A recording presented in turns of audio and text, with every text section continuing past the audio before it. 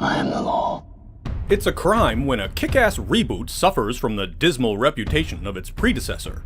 In the case of the 2012 movie, Dredd, it was a daring attempt to separate itself from the infamous 1995 Sylvester Stallone vehicle and return the lethal lawman to his grim, ultra-violent comic book source material. But it did not go as planned in terms of audience reception or financial success. The R-rated release was a massive box office disappointment. But in the decade since it received the death sentence at theaters, the visceral action movie found an enthusiastic following and became a cult classic, building interest and fueling hope that the character could return in a sequel or streaming series. Besides flopping at the box office, Dredd also went through a lengthy and turbulent production that ultimately called into question who exactly even directed the movie. Well, Dredd himself, actor Karl Urban, exclusively gave us that answer. Keep your helmet on and find out what the fuck happened to this movie.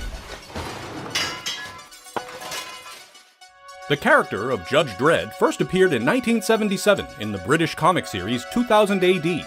Set in a post-apocalyptic future, the stories of Dredd take place in and around the sprawling Mega City 1, a crime-ridden metropolis where street cops called judges dispense swift and usually extremely violent justice.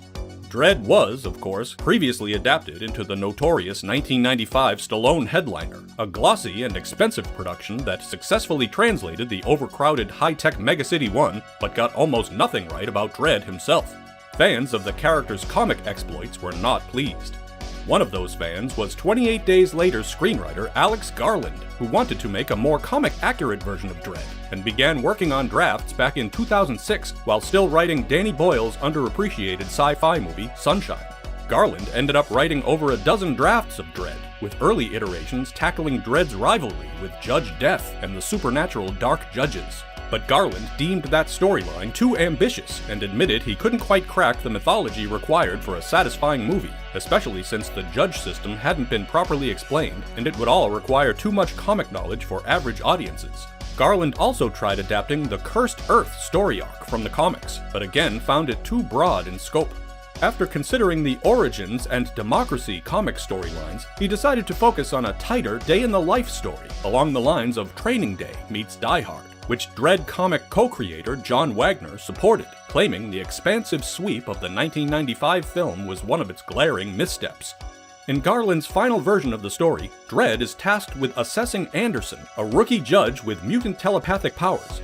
The pair responds to a grisly triple homicide call at a skyscraper slum called Peach Trees, where ruthless criminal Ma produces a drug called Slow-Mo, which makes humans perceive time at 1% normal speed. Trapped in the high-rise, the two judges have to fight their way through hordes of Ma's gun-toting henchmen, along with some crooked fellow cops. According to Garland, it was important to restore the comic characterization of Dredd as a hardline lawman who doesn't evolve much, unlike the 1995 movie's clunky attempts to humanize the character. As Garland said, "I didn't think Dredd could have a great epiphany, but there is definitely a change in him over the course of the movie. He makes a very clear statement at the beginning of the film, which he then contradicts at the end. That's about as far as the shift goes."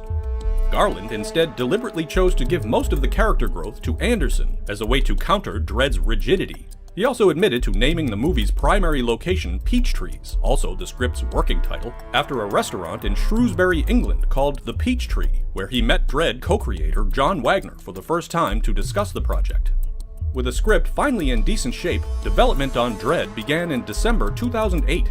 DNA Films partnered with IM Global and Reliance Big Pictures, and by early 2010 they had raised $45 million. Trying to cash in on the premium price 3D trend after the gargantuan success of Avatar, the companies chose to make a 3D version of the movie. With production slated to take place in Cape Town, South Africa in late 2010, the search began for a director. At first, Moon director Duncan Jones was courted, but despite enjoying Garland's script, he declined due to having a much different vision for the character. Jones claimed his ideas were weirder, darker, and funnier than Garland's lean, mean, streamlined approach. After Jones passed, Vantage Point director Pete Travis was hired. Although Michael Biehn had auditioned for the lead role, Dredd would ultimately be played by another reliable genre regular, Karl Urban. The actor, a longtime fan of the comic, underwent extensive physical training to portray what he called a beast of a man. Urban reportedly also took a method approach, retaining the character's grimace, raspy voice, and helmet while on set, creating such an intense vibe that crew members were deathly afraid of even looking at the constantly scowling actor. Urban also performed many of his own stunts, including driving the Lawmaster motorcycle, taking full ownership of the role like a true badass. For adapting that Lawmaster bike from the comics, the preposterously oversized tires were ditched in favor of a heavily modified but fully functional 500cc motorcycle. Dredd's signature Lawgiver sidearm was a real operational firearm, built up from a Glock 17 9mm, complete with automatic and semi-auto firing options, and some obviously futuristic modifications. When Olivia Thirlby was cast as Anderson, she also went through weapons and martial arts training, and said her look and attitude were partly inspired by Blondie's singer Debbie Harry.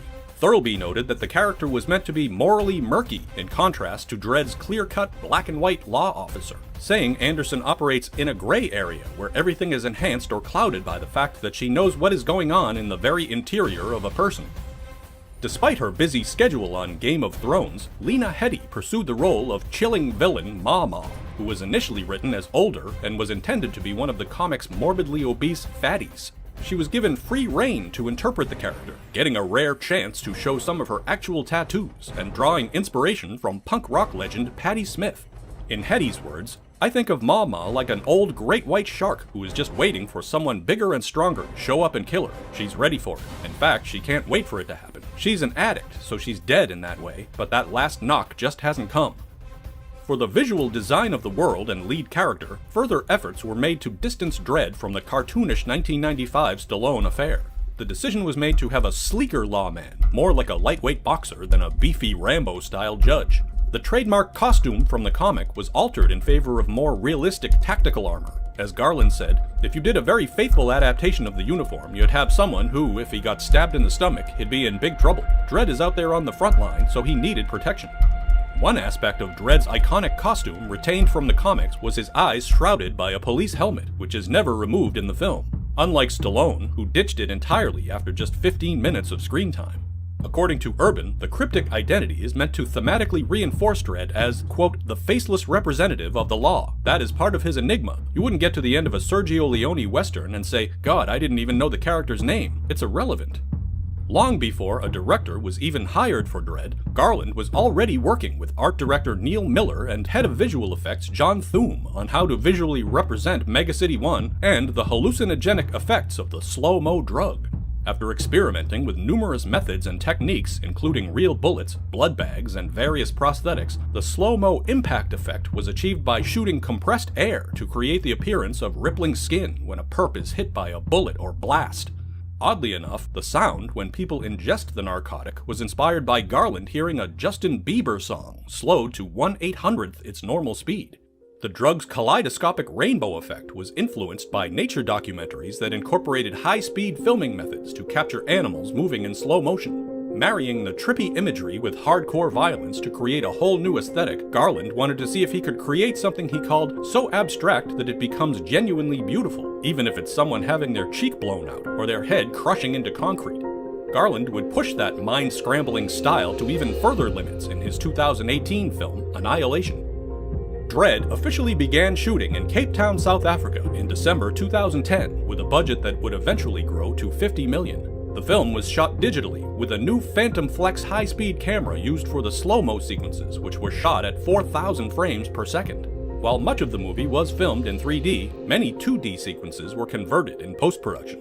When Oscar-winning Slumdog Millionaire cinematographer Anthony Dodd Mantle was hired, he and Garland immediately set out to create a gritty, realistic world with thrilling action sequences, and began gravitating toward gangster crime movies for ideas. Dodd Mantle also hoped to evoke a painterly quality, similar to such futuristic sci-fi thrillers as Blade Runner and A Clockwork Orange. He had never worked with 3D before, but rejected the rules of the format and the limitations of the bulky equipment, and instead helped develop a brand new handheld 3D camera that could capture extreme 3D close-ups of actors. To retain a grounded aesthetic and a heightened extension of modern architecture, many of the Mega City 1 shots were actual footage of Cape Town and Johannesburg, digitally enhanced in post-production. Partial interiors and exteriors of the brutalist structures were created on a backlot and expanded with visual effects. For the massive peach tree's atrium, a real Cape Town location was used and seamlessly integrated with CGI and several other physical sets. By now, you might be wondering where director Pete Travis was during all of this. Well, in October of 2011, the LA Times reported that Travis had been barred from the editing process over reports of irreconcilable differences and unsatisfactory footage, leaving the major decision-making and reshoots to writer and producer Alex Garland.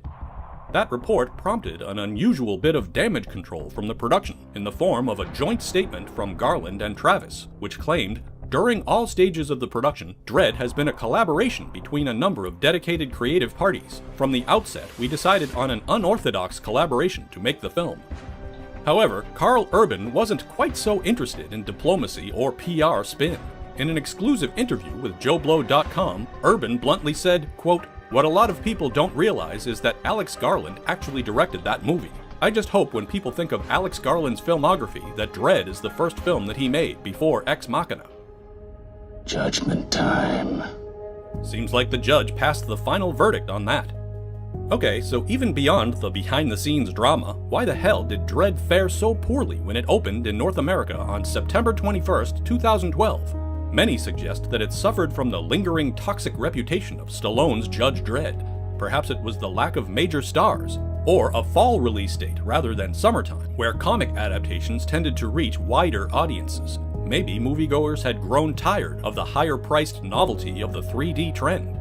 Whatever the case, despite strong early reactions from Comic-Con and festival screenings, and a mostly positive critical response, Dredd opened in 6th place for its first weekend, with just $6.2 million, even less than the anticipated $8 to $10 million. The movie completely disappeared from the top 10 the following week, and finished its box office run with a miserable $13.4 million domestic and $41 million worldwide. Before the movie was released, Garland had ideas for a trilogy, and stated that grossing $50 million in America alone would ensure future sequels, likely never imagining that Dredd would fail to even reach that figure globally. In the view of Karl Urban, Dredd's doom was at least partly due to mishandled marketing, even though Lionsgate reportedly invested $25 million in its advertising campaign, including a satirical Dredd Report website and a tie-in Ma motion comic. Urban claimed that the film had zero audience awareness, proclaiming, quote, "Dredd represents a failure in marketing, not filmmaking." There was also Gareth Edwards' movie, The Raid, which not only bears a similar plot, setting, and intense level of violence, but also earned better reviews when it was released on US screens several months before Dredd's theatrical debut. Even worse, The Raid hit home video just weeks before Urban blasted his way through Peachtree's block. While the origins and timelines of the two productions obviously made plagiarism impossible, some still felt The Raid made Dredd feel derivative or superfluous. But like so many movies that were unjustly ignored at the box office, Dredd went on to become a beloved cult classic thanks to huge success on home video. While all of the filmmakers' technical efforts to do something unique with the 3D format largely went unseen on the big screen, the movie itself found a faithful fan base that continues to clamor for some kind of sequel. Alex Garland has publicly expressed doubt that he would return, but Karl Urban has been vocal over the years about the prospect of wearing the helmet once again, expressing interest in playing the character for the proposed series Judge Dredd Mega City 1. While it remains to be seen if a live-action Dredd ever viciously dispenses justice again on the big or small screen, at the very least, we got a satisfying action-packed adaptation of the classic comic character and the grim future he inhabits. Let us know your thoughts. Leave a comment in the comments, and thanks for watching.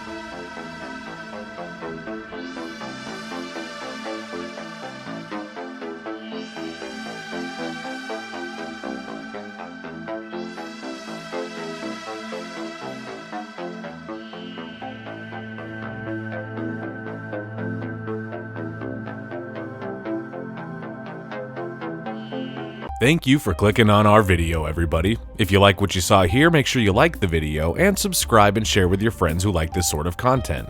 We're an independent company, and we appreciate all of your support.